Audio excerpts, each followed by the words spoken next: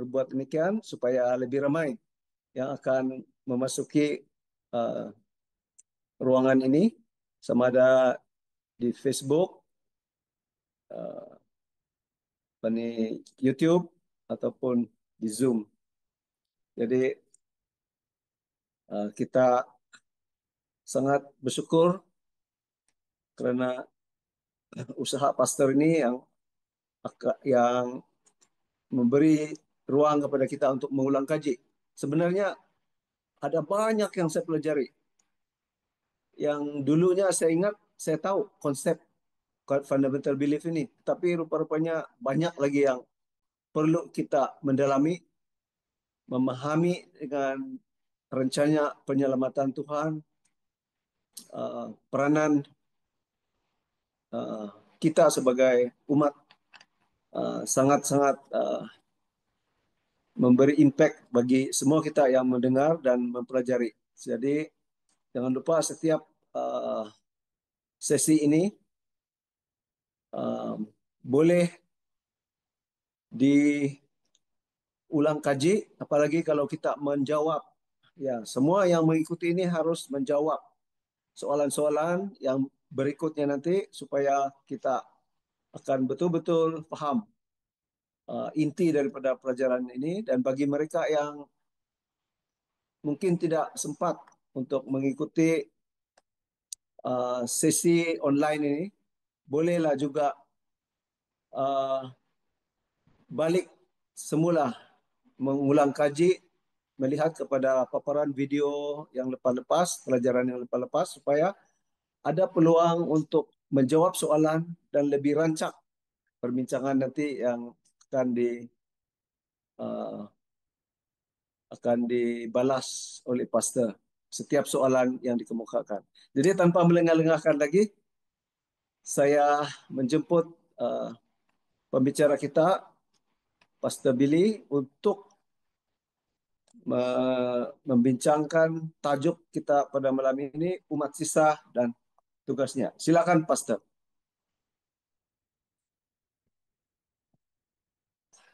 Baiklah, Shalom, selamat malam dan selamat hari Sabat kepada semua yang sudah hadir pada malam hari ini. Terima kasih saya ucapkan kepada host kita pada malam hari ini, Elder Daulin, yang pada saat ini melayani sebagai elder, salah satu elder di Gereja Kinarut. Dan juga terima kasih kepada Edwina yang sudah memimpin kita di dalam doa juga.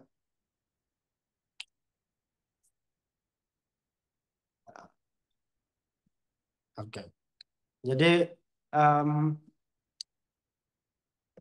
kita sudah tiba di pembahasan yang ke-13 pada hari ini, dan kita terlepas dua eh, pertemuan sebelum ini. Bukan terlepas lah sebenarnya, kita terpaksa tunda oleh karena ada halangan-halangan tertentu. Tetapi kalau memungkinkan nanti mungkin kita boleh ganti di hari yang lain supaya nanti kita boleh tetap selesaikan kita punya pertemuan ini tepat pada tarikh bila itu deh. Kelas yang terakhir sebetulnya. Sebetulnya 26 September. Jadi kita usahakan, nantilah diumumkan bagaimana. Dan kalau ada boleh boleh memungkinkan diganti jadwal yang baru. Kalaupun tidak, oke juga untuk dua pertemuan kita tambahkan, undurkan lagi masa berakhirnya pertemuan kita untuk ulang kaji 28 doktrin ini. Jadi mungkin sebelum saya mulai juga, saya cadangkan supaya kita boleh awalkan kita punya pertemuan ini. Sebelum ini em, dibuat pada jam 7.30, tetapi em, berdasarkan pertemuan-pertemuan yang lalu macam agak eh, sedikit waktu kita, bukan sedikit waktu lah, agak lambat nanti kita tersiap. Jadi kita usahakan uh, pada pertemuan akan datang kita sudah boleh mulai pada selewatnya jam 7.20 ataupun jam 7.15. Oke, mari kita mulai dengan pembahasan pada malam hari ini. Saya share screen seperti biasanya.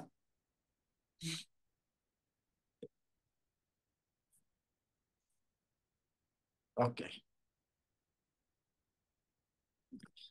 bentar ya.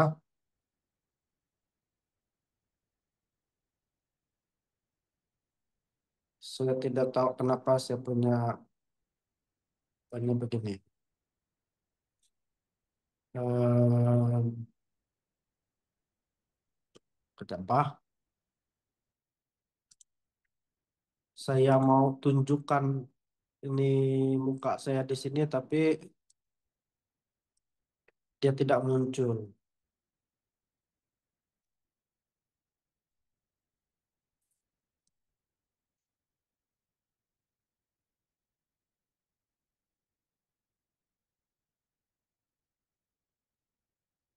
Oke, patutnya sudah kenampakan muka saya. Oke, mari kita lanjutkan pertemuan pada hari ini di bab yang ke-13, umat sisa dan misinya. Seperti yang disebutkan oleh Elder Daulin sebentar tadi, ini adalah salah satu em, bab ataupun pembahasan yang penting sekali dan menarik sekali untuk kita perdalami.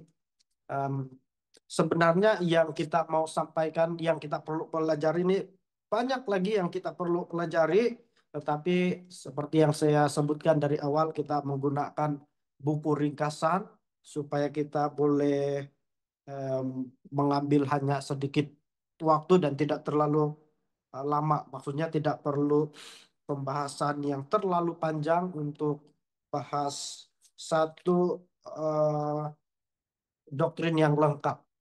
Jadi kalau ikutkan betul sebenarnya beberapa kita punya pembahasan ini ada yang kita perlu adakan 2 sampai 3 pertemuan baru selesai ini satu bab ya.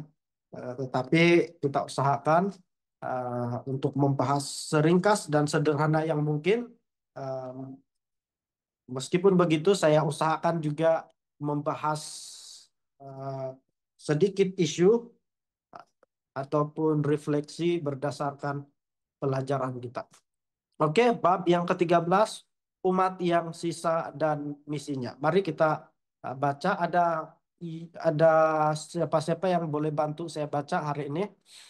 Saya usahakan ada yang boleh bantu baca kali ini. Saya bagi peluang siapa-siapa yang ada di Zoom untuk boleh on mikrofon dan boleh bantu bacakan ini eh, pernyataan doktrin. Oke, satu page saja. Siapa saja? Ada yang sukarela? Saja.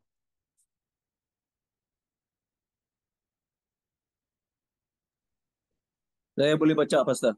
Ya, Gereja, oke, Pernyataan doktrin.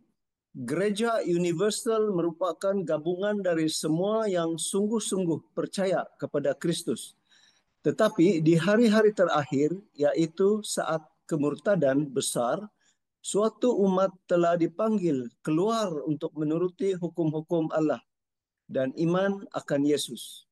Umat sisa ini memaklumkan datangnya saat penghakiman, mengabarkan keselamatan melalui Kristus dan menyerukan dekatnya kedatangan Yesus kedua kali.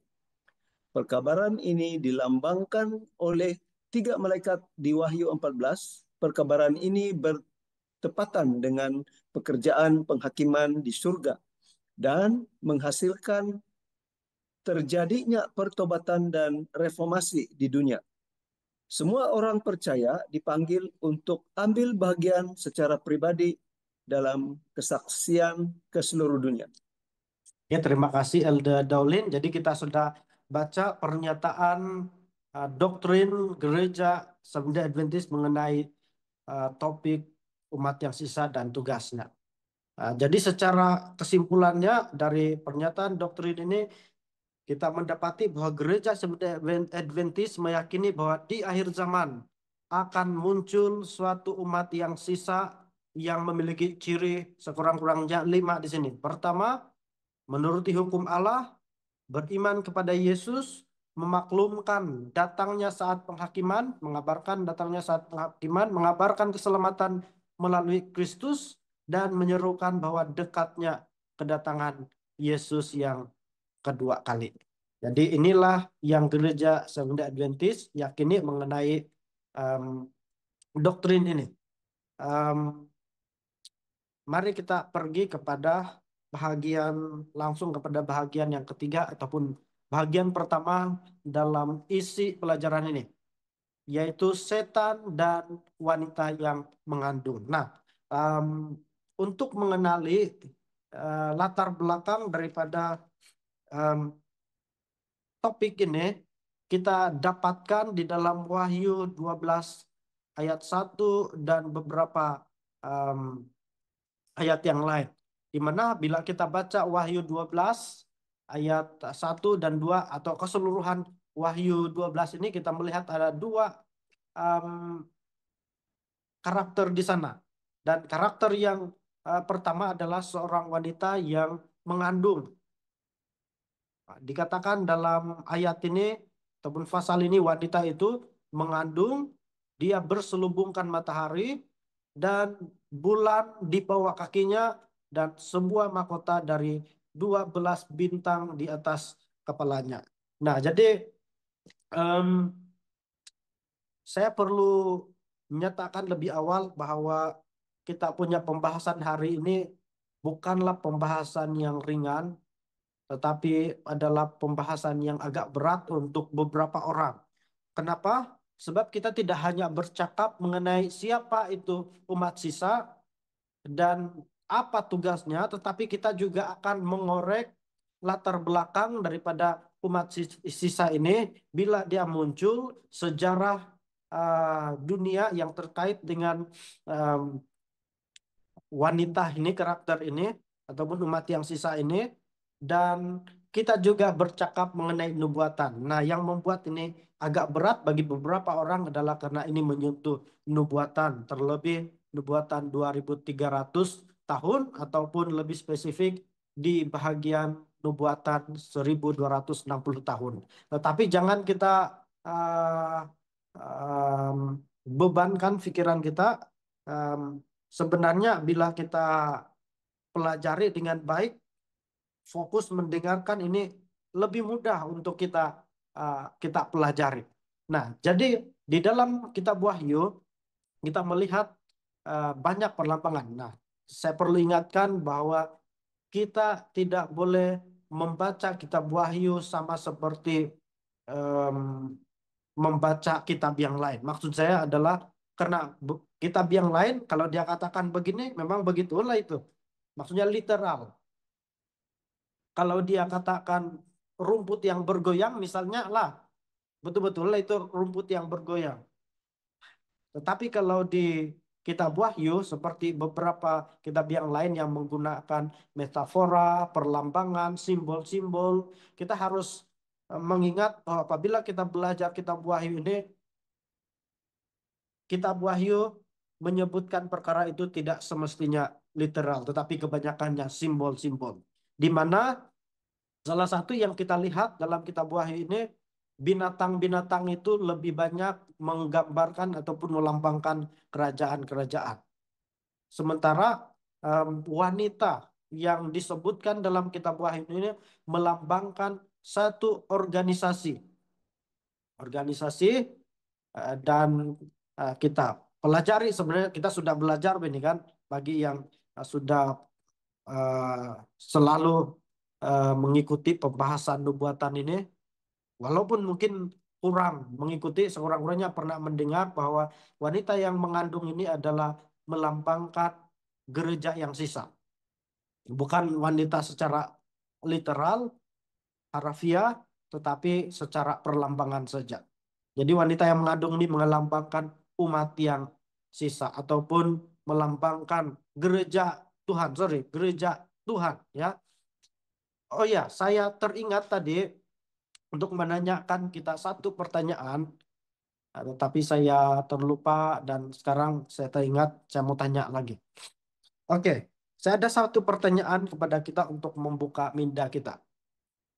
Menurut pemahaman kamu dan menurut kamu punya kajian, umat yang sisa ini muncul bila? Umat sisa ini muncul di Perjanjian Lama atau di Perjanjian Baru atau pada waktu gereja mula-mula atau zaman akhir baru ada. Coba kamu berikan pandangan kamu, perkongsian kamu, bilakah umat sisa ini muncul? Perjanjian Lama atau di Perjanjian Baru ataupun di gereja mula-mula ataupun gereja awal yang ditubuhkan oleh rasul-rasul ataupun di zaman akhir baru ada. Zaman kita lah sekarang ataupun menjelang kedatangan Yesus baru ada. Coba kamu berikan pandangan kamu ataupun apa yang kamu sudah pernah dengar ataupun pelajari sebelum ini. Oke, jadi sementara kamu menulis di ruang chat ataupun ruang komen, saya akan lanjutkan. Nah, di dalam Alkitab, gereja dilambangkan dengan perempuan. Dan ada dua macam perempuan. Gereja di dalam Alkitab. Perempuan pertama adalah perempuan yang melambangkan gereja yang benar, dan perempuan yang kedua melambangkan gereja yang salah. Nah, kita sudah ulang-ulang tadi bahwa eh, gereja yang benar tadi itu dilambangkan oleh wanita yang mengandung, sementara gereja yang salah dilambangkan oleh wanita pelacur. Wanita apa disebutkan? Wanita pelacur lah itu kan. Dan kita lihat dalam Wahyu 12 sampai Wahyu 13 ini kita melihat bahwa setan berusaha menjatuhkan, menyerang ini wanita. Dan wanita yang mengandung ini dikatakan setan menyerang bayi yang ada di dalam perut perempuan ini yang dilahirkan oleh perempuan tetapi ia gagal dan sekarang ia menyerang perempuan itu sendiri dan keturunannya. Jadi secara sederhananya kita melihat bahwa bayi yang dikandung oleh wanita ini adalah Yesus Kristus sendiri. Dan kita melihat rancangan iblis, rancangan setan untuk menyerang umat Tuhan pada waktu kelahiran, kehidupan, kematian, dan kebangkitan Yesus. Usaha iblis untuk menjatuhkan umat Tuhan, tetapi gagal. Dan sekarang dari eh, bayi ini ataupun keturunan eh, perempuan ini, yaitu umat umat-umat yang muncul terutama selepas gereja mula-mula dan sampai pada saat ini, iblis masih eh, iblis masih serang dan semakin giat dia usahakan untuk menyerang umat umat Tuhan ini. Nah, ini adalah em, eh, kita lihat Wahyu 12 ayat 4, anak yang dilahirkan oleh perempuan yaitu gereja yang benar adalah Yesus Kristus, dan setan berusaha membunuh Yesus dan ia berhasil, tapi setan kalah ketika Yesus bangkit dari kubur dan diangkat ke surga. Ini yang kita katakan tadi bahwa memang setan bergembira pada waktu itu ketika dia berhasil membunuh Yesus, tetapi dia tidak paham. Ketika Yesus bangkit dari surga, barulah setan menyadari bahwa disitulah titik di mana iblis telah dikalahkan. Wahyu 12:17. Gereja atau perempuan yang diserang oleh setan adalah gereja yang menuruti hukum Allah dan memiliki kesaksian Yesus, dan kesaksian Yesus adalah roh nubuat. Ini kita akan sebut nanti juga. Oke, uh, sebelum itu. Nah, jadi um, kita lihat uh, bahwa usaha iblis ini untuk menyerang keturunan ataupun umat-umat Tuhan berlangsung dari dulu sampai pada zaman Yesus dan sampai sekarang ini. Dan kita lihat di bahagian ini ataupun kemurtadan yang besar, kita melihat ada pertama-tama kita perlu melihat bahwa oleh karena iblis berusaha untuk menyerang umat Tuhan ini, maka sudah tentu umat Tuhan ini akan menghadapi penganiayaan, menghadapi em, apa kita sebut kesusahan-kesusahan, dan umat Tuhan akan dianiaya oleh agen-agen yang setan gunakan. Nah, kita tiba di bagian kedua pembahasan ataupun bagian yang keempat lah untuk PowerPoint ini, kemurtadan yang besar. Nah, di sini kita akan coba mendalami sedikit mengenai sejarah yang ada, yaitu pertama kita menyebut nubuatan 1260 tahun, dan kita juga menyebut mengenai sejarah em, siapa yang muncul pada 1260 tahun ini, dan em, apa yang terjadi pada waktu itu, apa yang diajarkan, apa yang dikaitkan dengan kemurtadan yang besar di sini. Saya perlu ingatkan juga bahwa oleh karena topik ini adalah topik mengenai umat yang sisa dan tugasnya, topik ini juga menyebut mengenai eh, kepausan ataupun Gereja Katolik Roma. Berbeda dengan yang lain, saya agak eh, apa beberapa orang yang lain agak segan untuk menyebutkan ini di dalam em, pertemuan seperti ini, pertemuan online, pertemuan terbuka di mana berbagai denominasi boleh mengikuti. Tetapi saya berpikir apa yang disampaikan pada hari ini, apa yang disampaikan dalam doktrin ini bukanlah keyakinan dari gereja Seventh-day Adventist saja. Keyakinan ini adalah keyakinan dari berbagai denominasi yang lain juga. Misalnya, John Calvin juga um, memiliki prinsip yang sama. Martin Luther juga memiliki prinsip yang sama, dan beberapa lagi tokoh-tokoh Kristen yang lain yang um, terutamanya berperanan besar pada waktu uh, reformasi itu terjadi sekitar tahun selepas pada masa 1260 tahun itulah kita kita lihat. Jadi saya masih belum mendalami sepenuhnya nubuatan, jadi saya akan em, kongsikan sesederhana yang uh, saya sudah coba perdalami juga. Oke, Matius 24 ya, tempat dan 24 Yesus menubuatkan akan munculnya nabi-nabi palsu dan mesias-mesias palsu. Selain dari itu ada siksaan yang dahsyat, akan muncul serigala dan ajaran palsu, dan dikatakan juga menjelang kedatangan Yesus kedua kali akan terjadi kemurtadan dan seterusnya. Kemurtadan itu dilakukan dengan menggunakan mujizat, perbuatan ajaib, dan rupa-rupa tipu jahat. Dan uh, dari kemurtadan ini muncul roh antikristus. Roh antikristus ini berupa um, organisasi. Ini yang kita sudah pernah bahas. Selain itu dikatakan jemaat telah meninggalkan kasihnya yang mula-mula, dan jemaat telah mengalami kemerosotan dalam doktrin.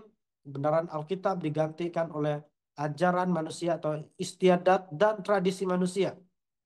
Dan setan menyerang gereja Tuhan selama 1260 tahun lamanya.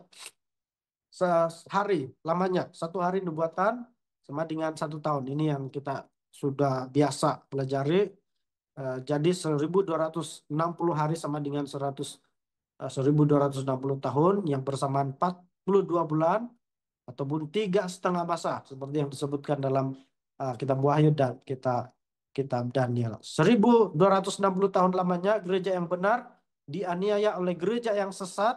Menurut sejarah di masa inilah gereja Roma Katolik memaksakan ajaran manusia kepada siapa saja dan mengadakan penganiayaan besar-besaran kepada para penentangnya, di mana setan adalah pemimpin yang uh, sesungguhnya. Saya coba baca dulu sampai habis, baru saya coba uh, jelaskan sedikit. Gereja yang sesat memaksakan tradisi dan ajaran manusia untuk ditegakkan di dalam gereja. Siapa yang tidak ikut akan disiksa, bahkan dibunuh. Dan pada tahun 1798, kekuasaan gereja yang jahat dikalahkan oleh kerajaan Prancis, yaitu Raja Napoleon, dan pemimpin agamanya ditangkap oleh General Berthier. Dengan demikian, untuk sementara waktu kekuasaan dari gereja yang sesat itu telah ditaklukkan. Jadi kita tidak membahas keseluruhan 2300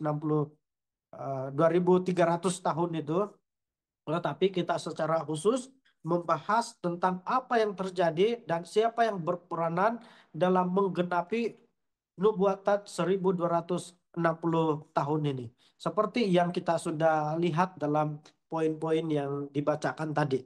1260 tahun ini adalah kegenapan bagi kekuasaan gereja Roma Katolik, yaitu bermula pada 538 uh, Masehi dan berakhir pada 1798 Masehi. Bila kita tolak ini, kita kita mendapatkan um, apa?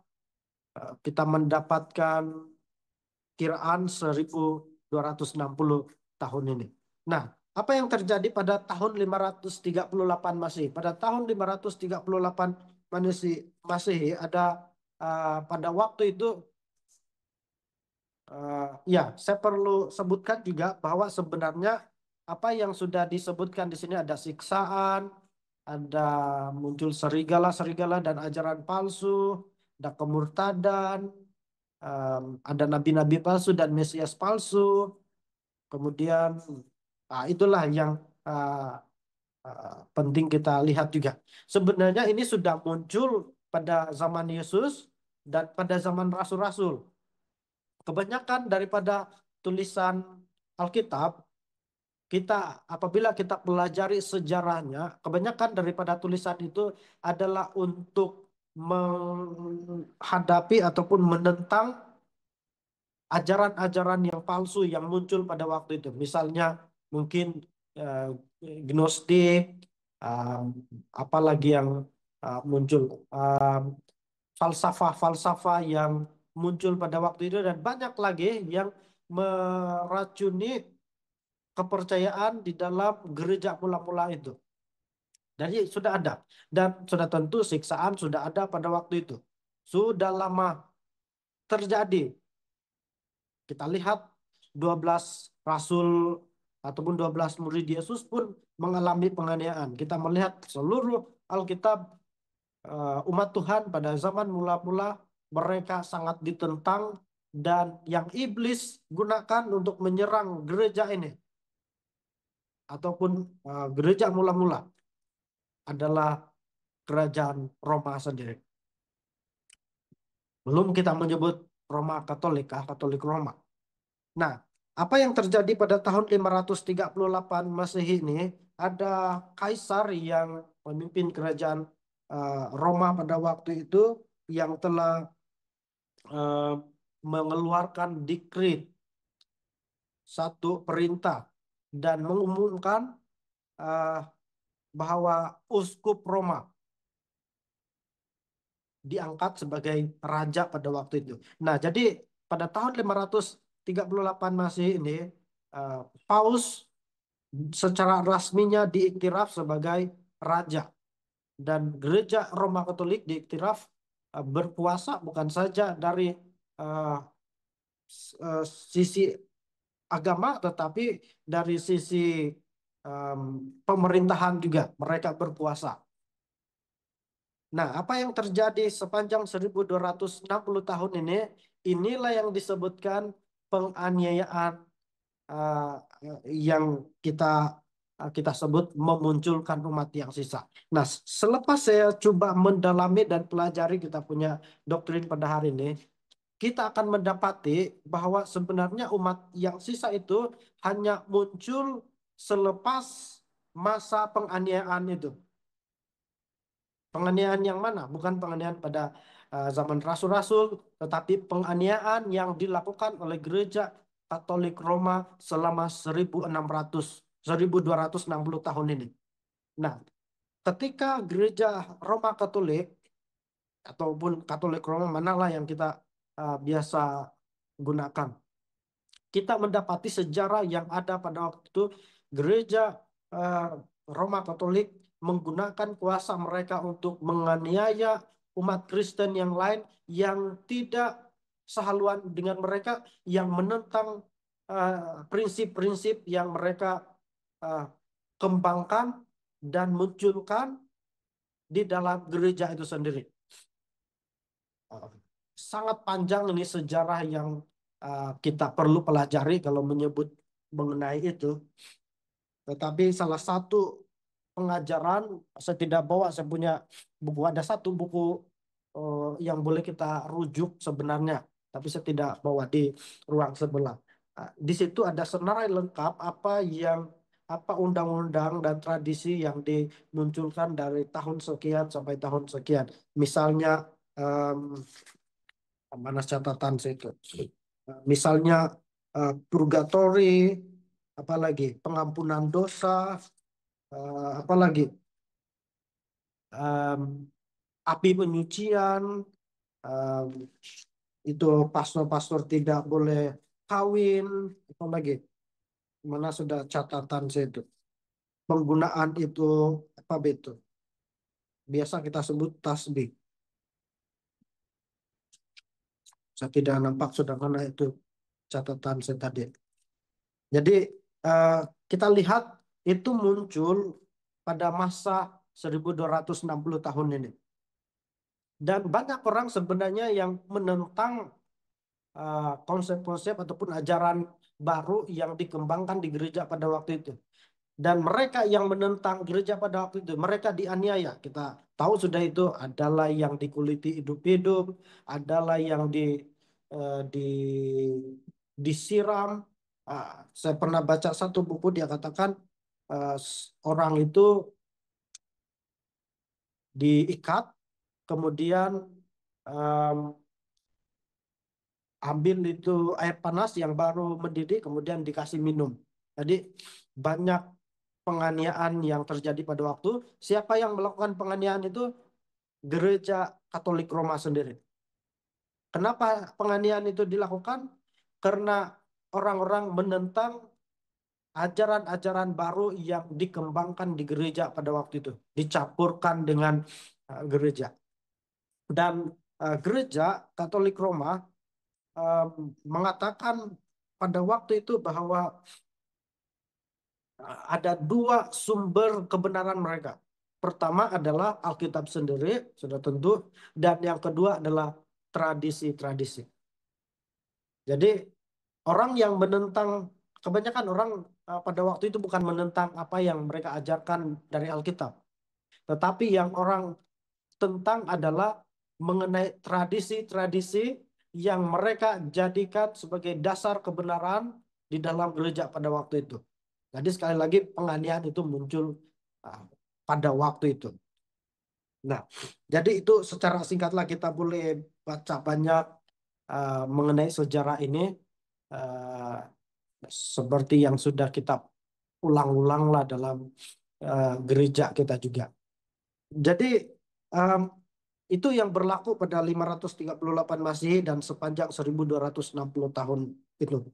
Sementara pada tahun 1798 Masehi yang berlaku adalah eh, kekuasaan Katolik Roma ini sebagai satu kerajaan ataupun kekuasaan politik daripada em, gereja Katolik Roma ini di eh, stop di situ. Tiada kuasa lagi. Jadi Paus pun bukan lagi sebagai raja pada waktu itu, yaitu pada waktu terjadinya revolusi Prancis, ya, ataupun eh, pada waktu pasukan Napoleon di Italia, em, dan juga berlakunya revolusi Prancis juga, dan pada waktu itu mereka menganggap Roma sebagai eh, musuh republik yang tidak dapat dirujukkan di sini. Saya bacalah statement di sini. Kemenangan-kemenangan hebat yang diperoleh pasukan Napoleon di Italia membuat Paus berada di bawah belas kasihan pemerintahan Prancis yang revolusioner yang menganggap agama Roma sebagai musuh republik yang tidak dapat dirujukkan lagi. Pemerintah Prancis menyuruh Napoleon memenjarakan Paus dan ia kemudian memerintah Jenderal Berthier memasuki Roma dan memaklumkan berakhirnya pemerintahan Paus secara politik. Dan sebagai tawanan, Paus dibawa Jenderal Berthier ke Prancis, tempat ia meninggal di pengasingan. Jadi pada 1798 ini, ketika penawanan oleh pasukan Napoleon, disinilah berakhirnya kekuasaan Katolik Roma dalam pemerintahan, sehingga Paus tidak lagi memiliki kuasa sebagai raja pada waktu itu. Tetapi kita lihat di dalam nubuatan itu, tanduk ataupun eh, organisasi ataupun dilambangkan tanduk lah itu yang muncul tadi itu kan di dalam kitab Wahyu, dia akan sembuh lagi. Dan berapa lama kemudian eh, Gereja Katolik Roma mendapatkan kembali kuasa pemerintahan itu kita tidak akan sebut hari ini. Jadi dari banyak tradisi dan eh, ajaran-ajaran baru yang dikembangkan dalam gereja pada waktu itu, ini yang disebutkan menimbulkan kemurtadan. Nah, kemurtadan. Jadi sebenarnya kita lihat di sini, saya harus ulang sekali lagi bahwa umat sisa itu seperti yang doktrin gereja kita sebutkan, umat sisa itu muncul selepas penganiayaan itu berlaku. Penganiayaan apa? Penganiayaan yang dilakukan oleh tanduk kecil ataupun secara direct lah yang dilakukan oleh gereja Katolik Roma pada waktu itu. Ini jelas yang dikatakan oleh eh, kita punya kita punya buku 28 doktrin. Nah, jadi adanya kemurtadan. Ini kita sudah lihat tadi. Nah, jadi di bahagian yang kelima ini kita akan melihat apa poin-poin ataupun tradisi ataupun ajaran baru yang telah dikembangkan di dalam gereja Katolik Roma pada waktu itu yang tidak disepakati ataupun tidak dipersetujui atau ditentang oleh reformasi eh, apa kita sebut reformator, ya reformator yang ada pada waktu itu. Sekurang-kurangnya ada 1, 2, 3, 4, 5, 6 perkara yang disebutkan di dalam kita punya uh, buku 28 doktrin mengenai apa yang ditentang pada waktu itu yang mereka ajak untuk buat perubahan pada waktu itu. Yang pertama adalah em,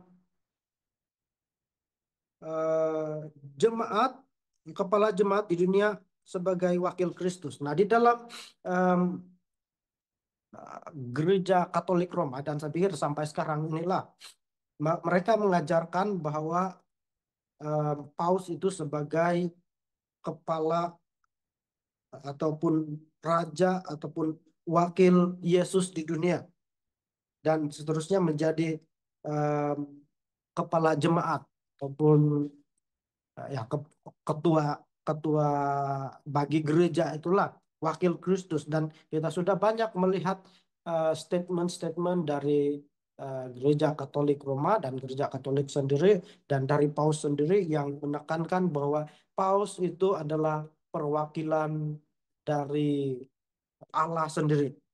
Kenapa? Sebab dikatakan bahwa mereka mengklaim bahwa Yesus ataupun Tuhan sendiri telah memberikan taulia ataupun kuasa itu kepada mereka, menganugerahkan kepada Paus ini dan mengangkat Paus ini sebagai wakil Kristus dan tidak ada dasarnya untuk itu sebenarnya. Dan pengajaran ini juga didasarkan atas perkiraan bahwa Dikatakan Kristus telah mengangkat Petrus sebagai kepala. Nah, ini juga kita sudah sering dengar Petrus sebagai kepala jemaat dan dikatakan Paus yang dianggap sebagai penerus Petrus. Jadi ini bertentangan dengan apa yang dikatakan oleh Alkitab sendiri. Seperti yang dinyatakan oleh Alkitab bahwa satu-satunya kepala jemaat adalah Kristus. Efesus 5:23. Kristus adalah kepala dari jemaat, bukan manusia atau pemimpin gereja yang menjadi kepala dari jemaat itu. Nah, seterusnya yang menjadi pertentangan pada waktu itu ataupun yang ditentang oleh reformator pada waktu itu adalah yang disebut sebagai infalibilitas gereja dan eh, kepalanya. Jadi dalam doktrin gereja Katolik Roma, saya perlu hati-hatilah menyebutkan inilah, walaupun kita ada fakta yang jelas dan seperti yang saya sebutkan tadi, bukan gereja kita saja meyakini ini, tetapi denominasi yang lain juga menyatakan ini secara jelas dan kita boleh rujuk. Nah, dalam rujukan doktrin mereka, bahwa mereka mengatakan bahwa gereja tidak pernah dan tidak akan pernah melakukan kesalahan. Jadi sempurna penurutan dan imannya. Ini berbeda dengan yang kita pelajari sebelum ini di dalam Alkitab. Bahwa manusia penurutan dan imannya tidak pernah dapat sempurna. Hanya karena kasih karunia dan belas kasihan Yesus Kristus dan iman Yesus Kristus yang memberikan keselamatan.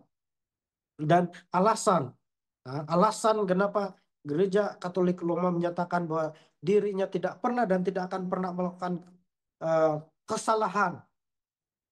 Dan mereka katakan juga hanya gereja mereka yang boleh menafsir Alkitab secara benar. Dan mereka katakan bahwa gereja itu adalah gereja ilahi. Jadi seorang yang mewarisi sifat-sifat tentulah tidak pernah melakukan kesalahan. Jadi berdasarkan eh, pertentangan yang pertama tadi yang reformator menentang tentang eh, konsep bahwa paus itu ataupun pemimpin itu adalah wakil Allah.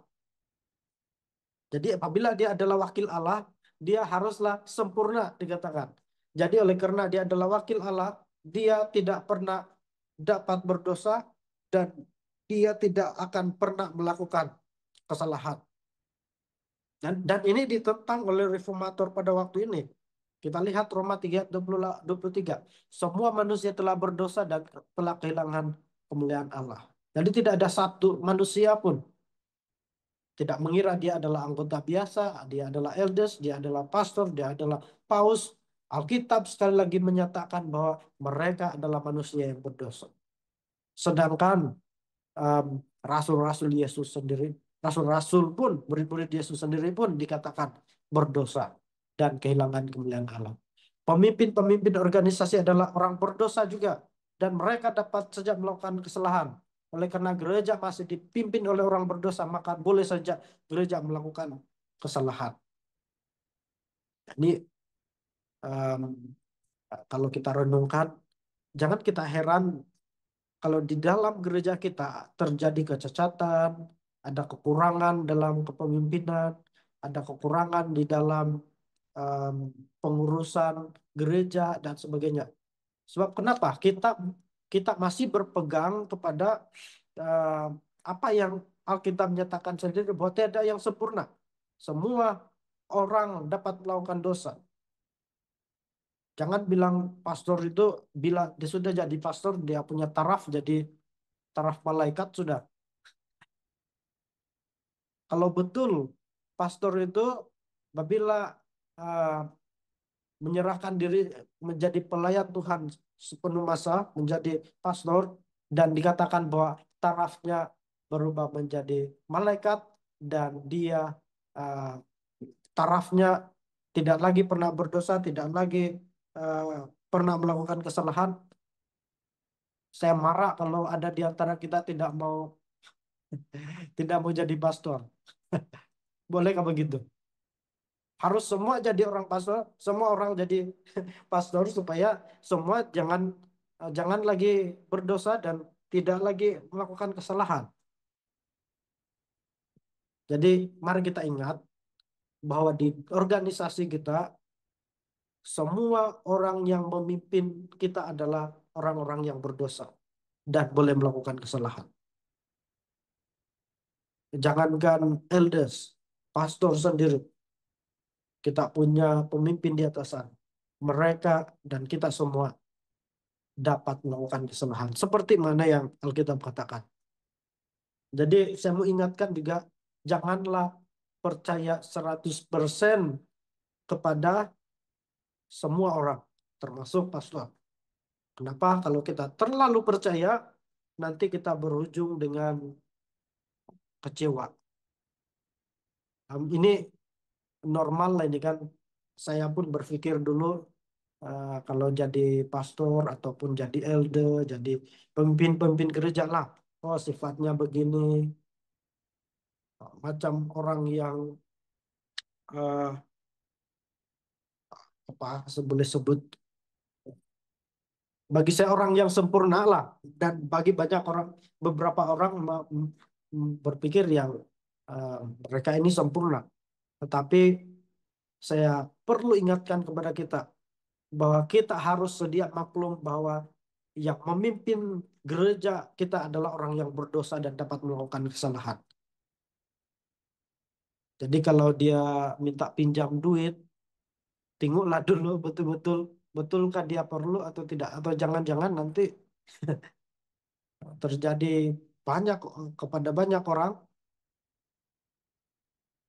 tidak karena bayar dan sebagainya. Tetapi yang kita mau sampaikan di sini adalah reformator pada waktu itu menentang konsep dan ajaran ini. Selain daripada itu, em, yang ditentang oleh reformator pada waktu itu dan mereka ajak untuk melakukan reformasi pada waktu itu adalah mengenai doktrin ataupun pengajaran mengenai imam imam besar. Nah, jadi pada waktu waktu itu pengaruh gereja Roma semakin bertambah-tambah dikatakan di sini, dan kita mengetahui bahwa Paus itu mereka diangkat menjadi imam besar, dan em, kita kita tahu juga itu, kita kita lihat juga sejarah. Saya ingat dalam buku teks tingkatan 4 atau tingkatan 5 ada kata sebut mengenai surat pengampunan dosa. Nah, ini juga yang ditentang pada waktu itu, dan salah seorang yang kuat menentang pada waktu itu kalau saya tidak salah Martin Luther. Dikatakan bahwa gereja dapat memberikan pengampunan dosa kepada em, orang-orang. Jadi mereka jual lah itu eh, surat pengampunan dosa. Selain daripada itu, di dalam gereja Katolik Roma ini em, ada ajaran juga umat gereja Katolik mengaku mengaku dosa mereka di mengaku dosa mereka kepada uh, Paus tadi itu. Jadi eh, kita lihat di sini konsep ataupun ajaran ini menyatakan bahwa Paus itu boleh memberikan pengampunan dosa, gereja itu boleh memberikan pengampunan dosa. Dan ini bertentangan dengan apa yang Alkitab nyatakan sendiri. Pertama kita lihat dalam Efesus 1:7 yang menyatakan bahwa pengampunan dosa itu hanya melalui Yesus Kristus. Manusia, pemimpin gereja atau gereja sekalipun tidak dapat memberikan pengampunan dosa kepada uh, manusia berdosa. Itu pertama. Yang kedua, ini bertentangan dengan doktrin mengenai pelayanan Yesus di Bait Suci. Bait Suci Surgawi ya. Di mana kita sudah pelajari dan kita akan lebih pelajari ini nanti di bab yang menyebut tentang uh, pembahasan sanctuary. Kita melihat bahwa pada tahun 1844 bermulanya pelayanan Yesus dari bait suci ke bait yang maha suci. Apa yang dia lakukan di sana? Yang dia lakukan adalah menjadi pengantara bagi menjadi pengantara dan menjadi imam besar bagi umat Tuhan. Sehingga semua orang boleh meminta pengampunan melalui Yesus Kristus. Nah, jadi ini yang ditentang oleh reformator pada waktu itu. Pelayanan keimamatan Kristus di surga, tempat dia menggunakan korban perdamaian bagi umat percaya yang bertobat, ditiadakan tak kala gereja jadikan misah. Nah, ini misah lagi kita tidak dapat perdalami lebih dalam lah hari ini misah. Misah pengganti perjamuan Tuhan. Em, Ini yang ditentang. Oke, kita lanjutkan. Ada 5 menit lagi sepatutnya masa saya ini. Oke, seterusnya adalah em, mengenai keselamatan melalui perbuatan. Nah, gereja ini mengajarkan bahwa penurutan itu dapat memberikan keselamatan kepada umat Tuhan. Jadi, kalau kita lihat eh, standar ataupun dalam kitab Mishnah lah, kitab Mishnah yang digunakan oleh orang-orang Farisi. Orang-orang Farisi ini macam gereja Katolik Roma tadi itu, sekurang-kurangnya ada dua sumber kebenaran mereka. Pertama adalah Alkitab dan kedua adalah tradisi. Tradisi itu muncul daripada satu kitab yang kita sebut sebagai kitab Mishnah. Kitab Mishnah ini berarti 6 perintah. Jadi di sinilah munculnya perintah mengenai larangan hari Sabat sekitar 39 kah berapa itu larangan pada hari Sabat diselarakan di sana, mengenai hukum hari Sabat, hukum mengenai basuh tangan dan basuh badan sebelum masuk di tempat ibadah. Itu semua berasal daripada kitab yang disebut kitab Mishnah. Dan salah satu isi dalam kitab Mishnah ini adalah dinyatakan bahwa orang-orang boleh menebus dosa mereka dengan melakukan banyak perbuatan yang baik. Jadi macam manapun dosa kita melalui berdasarkan kitab Mishnah ini kita boleh tebus eh, melalui penurutan dan perbuatan yang baik. Dan ini yang diajarkan oleh gereja Katolik pada waktu ini. Gereja Katolik mengajarkan bahwa amal baik ataupun penurutan yang menjadi anugerah yang dimasukkan ke dalam hati orang yang berdosa sangat berjasa atau berfaedah, yang berarti bahwa mereka dapat menuntut keselamatan.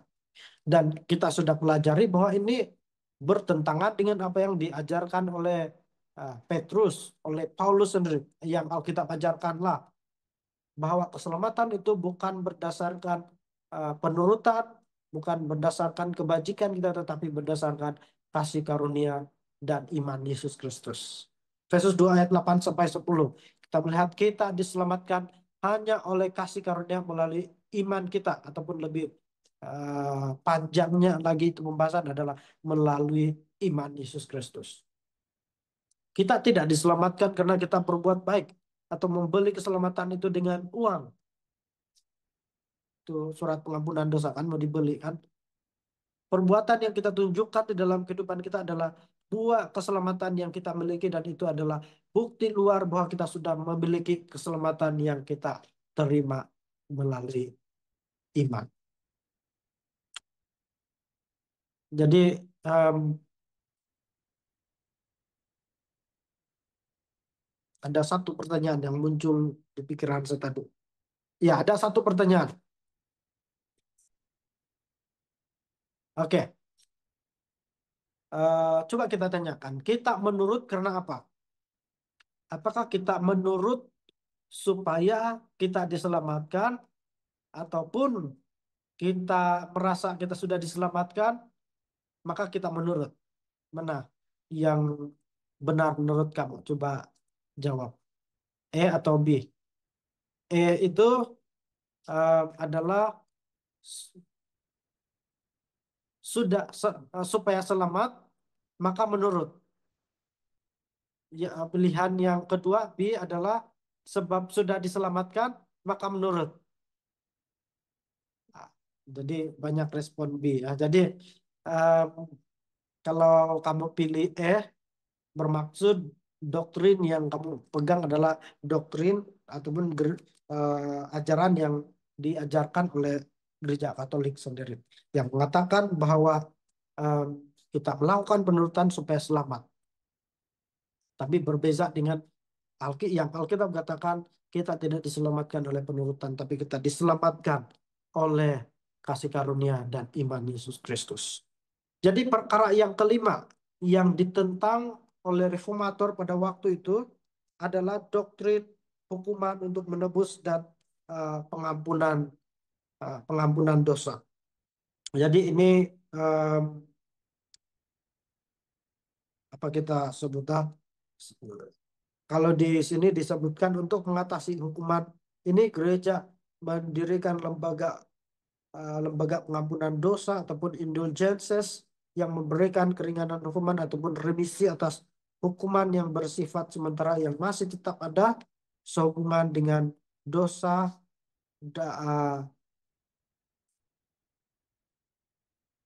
dan kesalahan orang yang telah dibebaskannya. Paus yang dinyatakan sebagai pengganti Petrus mengatur pengendalian kunci pembenaran ini dan dapat mengeluarkan orang dari hukuman sementara mereka memberikan kredit bagi dari perbendarahan itu. Jadi ini terkait dengan api penyucian lah ataupun purgatory. Em, saya tidak ada banyak waktu untuk menjelaskan ini, tetapi dari pengajaran ajaran tentang purgatory ataupun api penyucian ini em,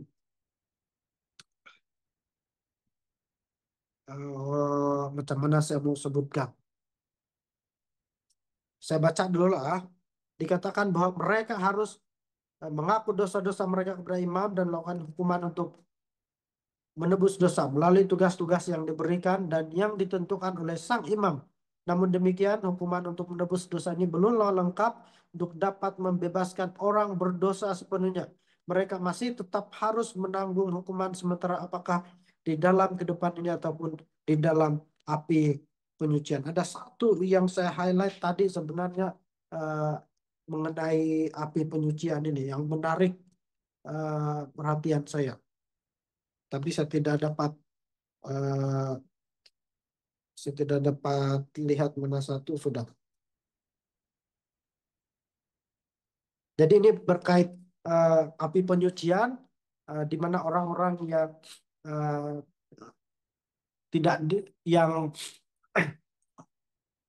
orang-orang yang bersalah tadi itu dapat orang-orang yang bersalah akan menghadapi penghukuman yang disebut sebagai api penyucian tadi itu, dan mereka juga percaya kepada em, neraka yang ada api kekal itu. Kita juga akan pelajari nanti.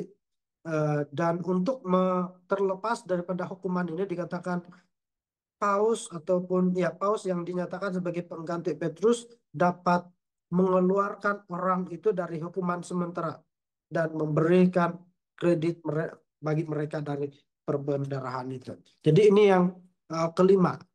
Dan ini berbeza dengan Yohanes 17 ayat 17 dikatakan bahwa firman Tuhan adalah kebenaran dan satu-satunya dasar doktrin adalah Alkitab dan ajaran manusia tidak dapat digunakan sebagai landasan doktrin. Dan doktrin gereja harus berdasarkan Alkitab. Sementara api penyucian ini bukanlah berasal daripada Alkitab sendiri. Nah, jadi em,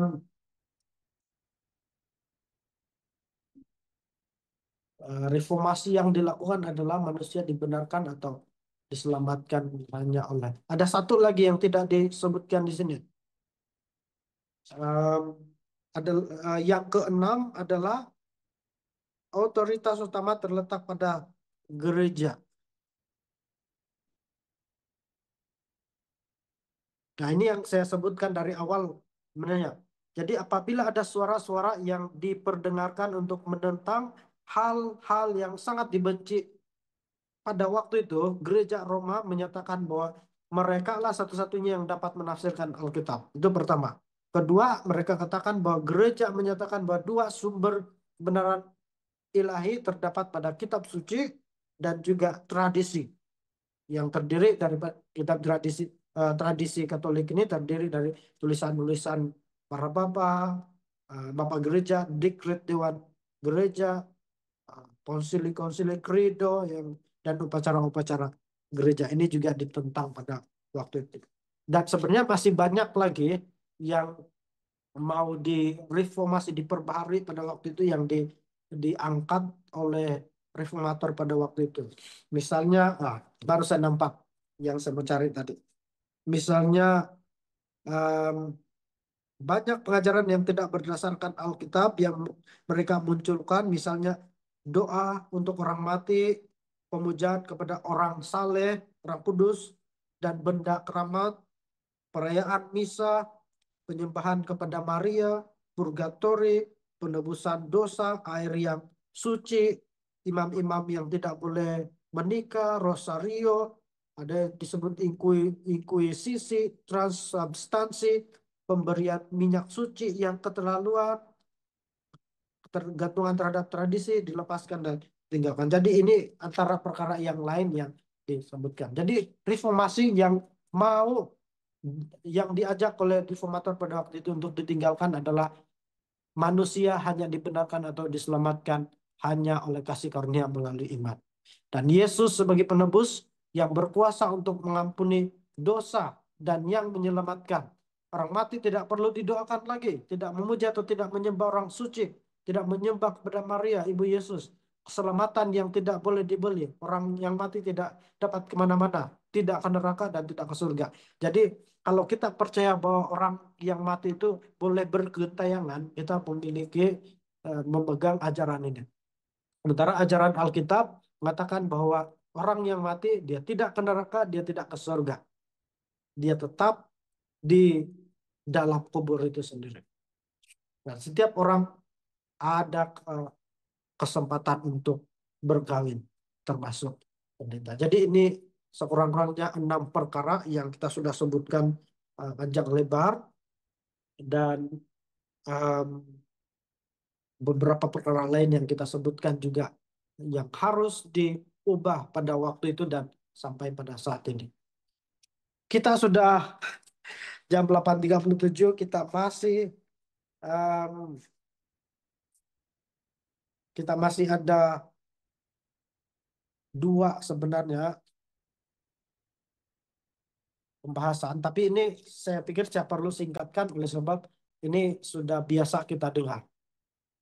Em, jadi di bagian yang keempat ini umat sisa, bukan bagian yang keempat, bahkan yang keenam. Oleh karena setan tidak dapat membinasakan anak, maka ia marah kepada perempuan atau jemaat yang benar itu dan memerangi keturunan yang lain. Dan apakah ciri-ciri gereja umat sisa ini? Dikatakan gereja yang benar memiliki iman Yesus, menuruti perintah Allah, dan memiliki kesaksian Yesus. Kita kembali lagi. Jadi gereja yang benar dikatakan memiliki iman Yesus, di mana Yesus sebagai satu-satunya juru selamat manusia dan gereja menerima Yesus sebagai Tuhan dan Allah. Gereja memiliki tabiat atau iman yang sama dengan Kristus. Saya tertarik dengan satu statement dalam gereja kita, dalam buku 28 doktrin kita yang lengkap. Saya coba sertakan mana sudah yang saya highlight. Dikatakan bahwa umat Yesus Kristus yang sisa akan memiliki tabiat yang sama dengan yang dimiliki Yesus. Mereka memantulkan keyakinan Yesus yang teguh kepada Allah dan juga otoriti kitab suci. Mereka percaya pada Yesus Kristus sebagai Mesias yang telah dinubuatkan.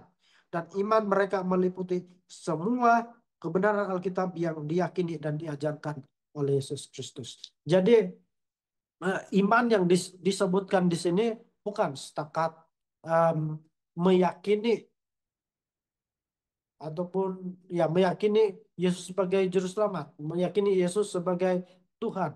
Tetapi di sini kita lihat iman itu kelihatan dari penurutan dan perbuatannya. Jadi apabila gereja ini memiliki iman Yesus, salah satu daripada karakternya adalah seperti karakter Yesus. Dia akan eh, meninggikan ataupun em, meliputi kebenaran Alkitab. Dia akan menegakkan kebenaran Alkitab sendiri seperti yang Yesus lakukan sendiri. Umat yang sisa juga memiliki ciri-ciri menuruti perintah Allah. Ini yang kita sebut itu. Bukan saja beriman, tetapi menuruti perintah Allah.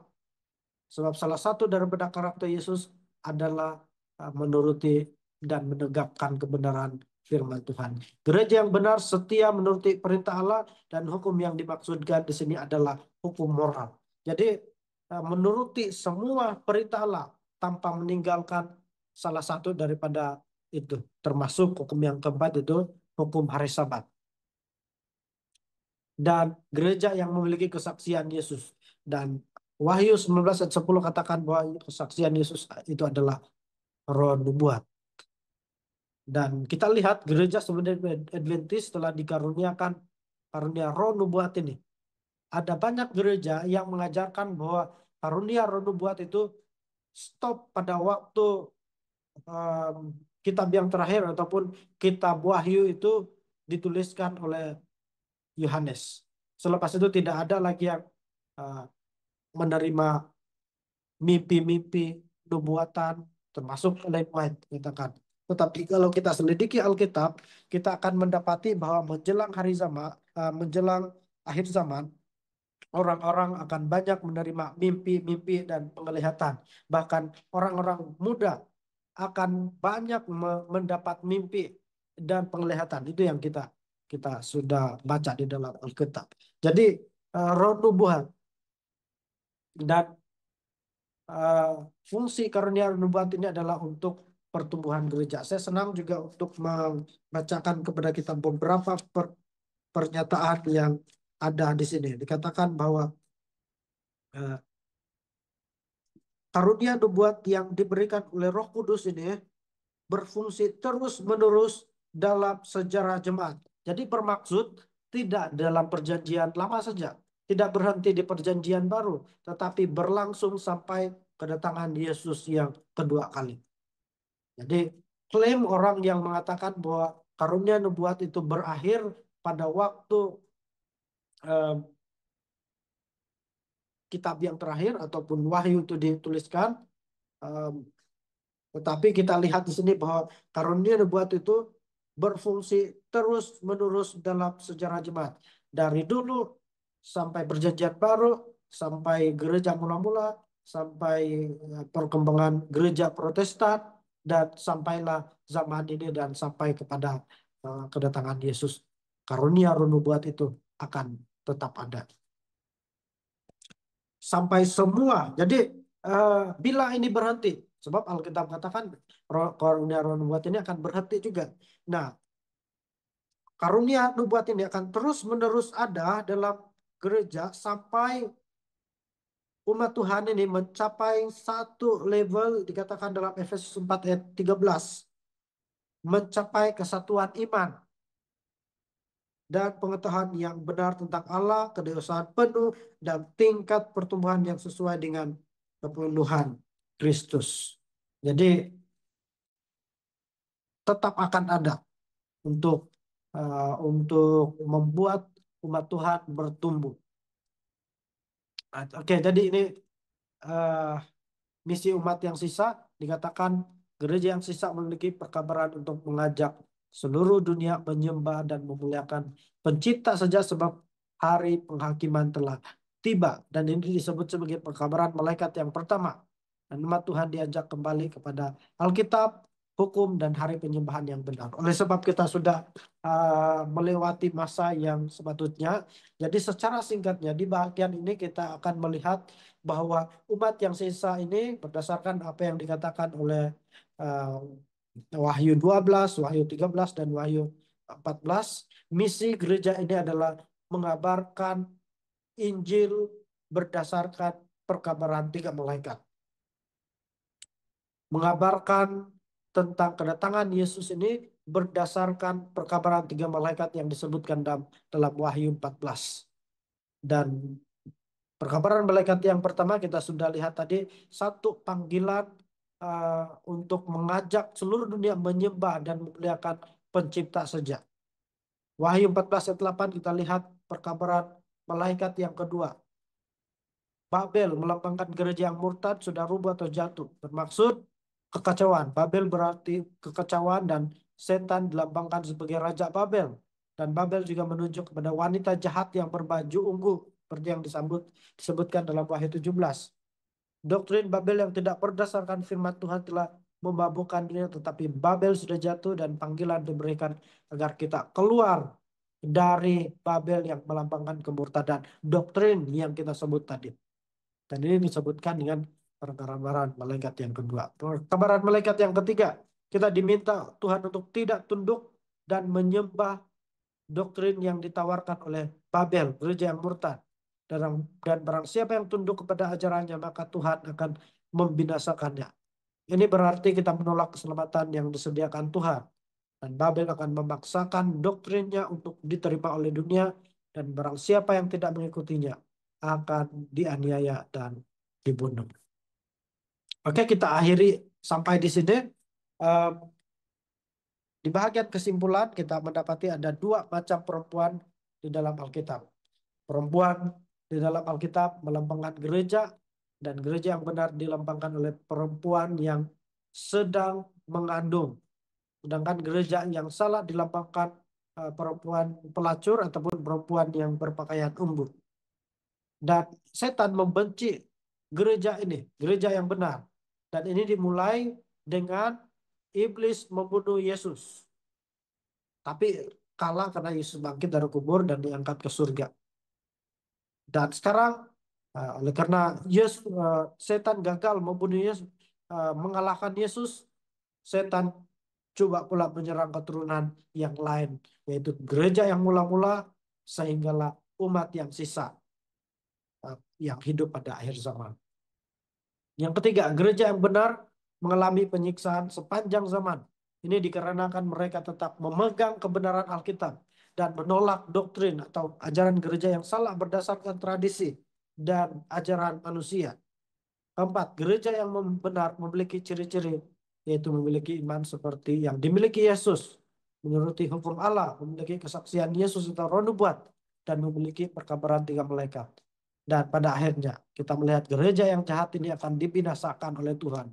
Oleh karena kemurtadannya, yang diperlukan di sini adalah ketekunan dan iman yang teguh pada Yesus di dalam menghadapi kemurtadan doktrin dan aniaya oleh setan dan agennya, gereja yang murtad. Saya senang juga untuk mengungsikan kepada kita definisi ataupun maksud umat yang sisa ini menurut uh, 28 doktrin. Mana sudah? Um,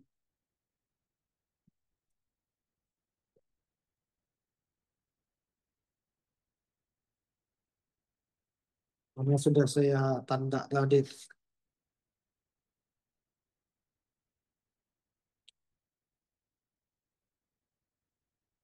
Saya tidak ingat di mana sudah yang saya tanda tadi, tapi dalam satu petikan eh, 28 doktrin kita, buku 28 doktrin kita menyatakan bahwa umat yang sisa itu adalah umat yang telah mengalami kesusahan besar, yang telah mengalami penganiayaan, tetapi mereka tetap teguh memelihara eh, kebenaran firman Tuhan dan mereka telah menang. Inilah umat yang sisa yang mempertahankan kebenaran firman Tuhan.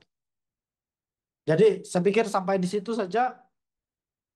Em, saya serahkan kepada host untuk em, waktu yang seterusnya.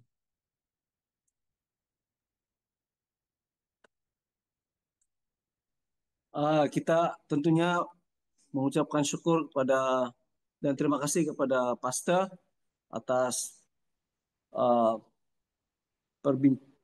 penerangan yang sangat sangat luas, sangat dalam. Walaupun kata dia ini hanya mengupas yang penting-penting saja, belum masuk ke bagian yang mendalami. Jadi walau apapun itu sudah mencukupi untuk malam ini, dan selebihnya itu nanti melalui uh, pembelajaran penelitian pribadi kita masing-masing selepas kita kembali.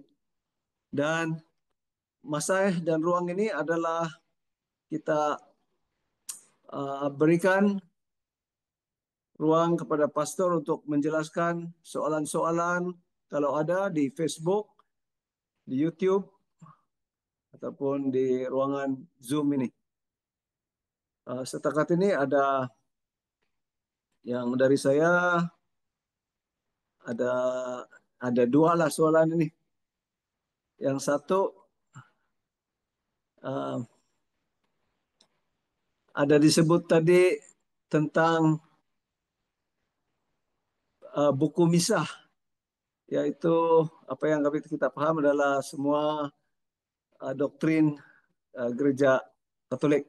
Jadi ada pula perayaan misah. Apa hubung kait buku misah dengan perayaan misah ini, Pastor? Apa tadi hubung kait antara apa? Perayaan misah. Ya, Ada perayaan tadi mis ada tadi tersenarai salah satu ya, perayaan misa perayaan dengan buku misah. Misah ada buku, ada buku tulisan misah. Ada nggak tuh? Atau saya eh, salah? itu buku Misna itu kitab Misna. Oh, Kitab Misna Misnah. ya yang Misnah, muncul bukan misah. bukan buku Misa. Oh, oke oke oke. Oke, Ya, lain. ya. Oke oke. Jadi Misnah. saya tidak perlu jawab sudah yang itu kan? Tak perlu, tak perlu. Yang kedua, um, ada dalam YouTube ada banyak kesaksian-kesaksian dari keturunan Bani Kadim. Mereka katakan mereka bertemu Yesus dalam mimpi, dan itulah maka mereka uh, terus mengimani Yesus dan meninggalkan agama lama mereka. Sampai ada yang sanggup dipenjara ataupun dihukum. Adakah ini juga salah satu manifestasi daripada karunia roh yang kita bincangkan malam ini? Em, karunia roh ataupun karunia nubuat mana satu? Karunia roh ataupun karunia roh nubuat? Karunia roh yang ada disebut uh, anak-anak akan Ya, karunia roh nubuat lah itu. Habis orang kalau kita nubuat. habis Okay. kalau kita bercakap mengenai karunia roh ini agak luas kan? Oh, oke Karunia oke. itu selain daripada roh nubuat, banyak lagi karunia yang lain kan. Karunia Oke oke. mengajar, karunia ini, karunia itu. Jadi saya pikir yang dimaksudkan oleh Elder Daulin itu adalah karunia roh Ya ya nubuat. Jadi pertanyaannya, apakah ini juga adalah pengaruh daripada karunia roh, roh ya nubuat? ya. Apakah ini juga karunia roh nubuat? Pertama-tama kita perlu ingat balik maksud itu, maksud ataupun tujuan itu karunia roh nubuat. Tadi jelas dinyatakan bahwa karunia karunia roh nubuat itu um, fungsinya adalah untuk kita mencapai satu level kesempurnaan iman. Karunia roh nubuat itu membantu kita bertumbuh. Selain daripada itu, saya perlu tekankan juga um, seperti yang dinyatakan dalam tulisan 28 doktrin kita mengatakan bahwa meskipun em, di dalam doktrin ataupun sejarah seperti sejarah gereja yang kita sudah pelajari sedikit tadi, meskipun kita melihat bahwa gereja Katolik Roma itu adalah eh, yang di yang menggenapi masa 1260 tahun itu, kita harus mengingat bahwa di dalamnya banyak juga orang Kristen yang menjadi milik jemaat Tuhan karena mereka hidup menurut terang yang ada pada mereka. Jadi sebenarnya bukan saya lupa sebutkan tadi bahwa Gereja Seventh-day Adventist meyakini bahwa umat yang sisa pada akhir zaman itu adalah Gereja Seventh-day Adventist sendiri yang memenuhi ciri-ciri tadi itu menuruti hukum Allah, apalagi itu memiliki kesaksian Yesus dan em, memiliki iman Yesus. Meskipun begitu, kita tidak meyakini bahwa keselamatan itu hanya ada pada em, gereja Advent dan sementara mereka yang lain ini tidak menerima karunia-karunia roh, apalagi karunia roh nubuat. Dan seperti yang dikatakan di sini, disebutkan tadi, saya bacakan tadi, banyak juga orang Kristen yang menjadi milik jemaat Tuhan karena mereka hidup menurut berdasarkan terang yang mereka terima. Dan pada waktu eh, zaman reformasi juga em, banyak reformator-reformator ini menghidupkan sesuai terang yang mereka ada, hanya berdasarkan terang yang mereka ada. Jadi kita tidak menolak, inti yang saya mau sampaikan di sini adalah kita tidak menolak bahwa ada karunia roh, ada umat Tuhan yang berada di luar daripada gereja kita. Kita tidak mengajarkan hanya gereja Advent yang benar, hanya gereja Advent yang uh, selamat, tapi kita mengajarkan bahwa ada umat Tuhan juga yang setia kepada Tuhan di denominasi yang lain dan menghidupkan sesuai terang yang mereka terima. Tetapi kalau kita katakan bahwa apakah ini juga karunia roh nubuat, ya, jadi ini saya pikir ini dapat mimpi ini uh, lebih khusus mengenai apa kita sebut ini banyak Pak di mana-mana cerita ini kan. Eh, tapi yang saya pikir yang saya boleh kongsikan adalah em, tidak mustahil kita tidak menolak bahwa di luar sana ada orang-orang yang dijamah oleh Roh Kudus dan menerima karunia-karunia roh ini termasuk karunia roh nubuat. Cuma mereka hanya menghidupkan terang yang mereka terima, ketahui, dan mereka belum menerima terang yang lain. Sedangkan Ellen White sendiri, gereja kita sendiri pun kita sebut sebagai progressive uh, revelation, pewahyuan secara bertahap. Gereja kita dulu pun pengikut uh, ataupun penganut um, ataupun beribadah pada hari Ahad juga bahkan. Kalau kita pelajari sejarah gereja Advent dulu pun meng- eh, beribadah pada hari Ahad, makan makanan yang eh, binatang yang halal dan haram, binatang yang haram, dan tidak percaya kepada kealahan Roh Kudus dan mengenai milenium dan sebagainya. Jadi, apakah kita dapat salahkan mereka pada waktu itu? Tidak juga, sebab mereka hanya menerima terang itu saja, dan terang yang seterusnya secara perlahan-lahan diterima kemudian. Jadi, saya harap menjawablah itu pertanyaan. Jadi kita tidak tolak kalau kalau mimpi ini membawa mereka kepada Yesus, kenapa kita sangkal kan? Jadi itulah inti dia, itu adalah karunia roh nubuat, fungsinya adalah untuk membantu umat-umat Tuhan pada akhir zaman untuk mencapai satu level kesempurnaan iman. Terima kasih, Pastor. Penjelasan yang sangat jelas dan menyeluruh. Jadi saya tidak nampak apa-apa soalan dalam Facebook ataupun maupun di YouTube. Jadi dalam ruangan kita, kalau ada di antara kita yang ada soalan, langsung saja buka video dan buka audio, terus tanya. Kalau mau tulis, lambat lagi kan? Silakan. Kita beri masa 5 menit. Ada? Dapat on mikrofon juga bahkan mana tahu saya lupa setting. Nah, kalau Dapat? saya lihat sini boleh juga. Mungkin tidak ada lah kan? Ya. Tidak ada. Kalau tidak ada, maka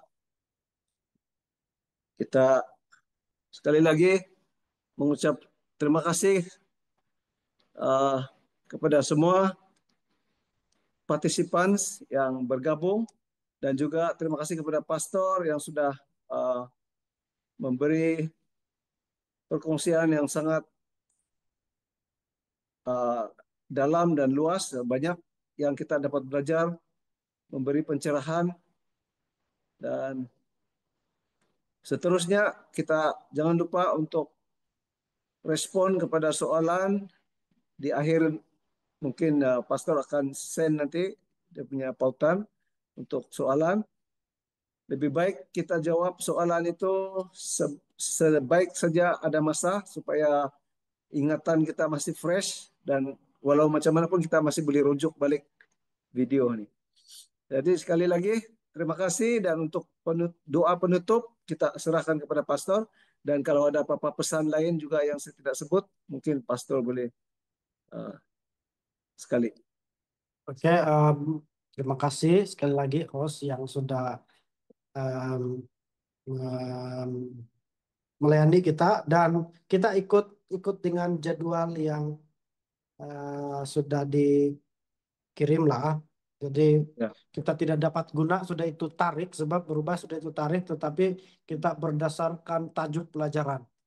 Eh, jadi meskipun pada eh, hari ini 8 hari ini 15 Agustus kalau ikut betul bab 15 dan hmm, masih ada Daulin lah ya, pada pertemuan akan datang berbeza sudah, tetapi kita tidak berdasarkan itu tarik, tetapi kita akan berdasarkan itu bab. tajuk. Nah, saya akan kirim yang terbaru lah. Dan untuk itu soalan, saya mohon maaf oleh sebab agak banyak kendala sebelum ini. Dua sudah kuis yang saya belum sempat kirim dan siapkan. Saya harap Hmm. sekurang-kurangnya malam ini ataupun minggu depan saya sudah boleh kongsikan. Oke, itu saja. Mari kita berdoa. Mari kita berdoa. Tuhan di sorga, kami mengakui kami manusia yang lemah dan hanya Yesus Kristuslah yang dapat memberikan kelegaan, memberikan pengampunan dosa bagi masing-masing kami. Kami bergembira juga sebab meskipun dalam ketidakberdayaan kami untuk mengalahkan dosa, ada Yesus yang telah lebih dulu mengalahkan dosa itu dan memberikan jaminan pada kami, kami pun boleh menang atas dosa kami. Ya Tuhan, kami bersyukur sebab kami telah ditempatkan dan kami telah menerima terang dari kebenaran firman Tuhan ini. Kami telah berada di perkumpulan umat yang sisa dan kami telah berada di kumpulan umat Tuhan yang memiliki iman Yesus, menuruti perintah Tuhan dan memiliki kesaksian Yesus sendiri yaitu Roh Nubuat. Tapi bantu kami Tuhan supaya uh, kami benar-benar pada saat ini secara pribadi dalam kelompok umat sisa ini bukan uh, dari nama saja, tapi memang dari lahir dari hati kami, kami mengingat bahwa kami harus hidup berdasarkan kasih karunia Yesus Kristus dan bukan berdasarkan usaha kami. Pada saat ini kami akan beristirahat. Tuhan yang berikan pemeliharaan pada kami. Sampai besok kami boleh bangun dan merayakan hari Sabat Tuhan. Berkati setiap satu kami, setiap satu anggota yang sudah hadir malam hari ini. Biarlah pertemuan pelajaran yang sudah disampaikan menjadi lengkap dan dapat dipahami, sementara yang kurang itu eh, diatasi dan dilengkapkan oleh Roh Kudus sendiri. Kami sudah berdoa dalam nama Yesus. Amin.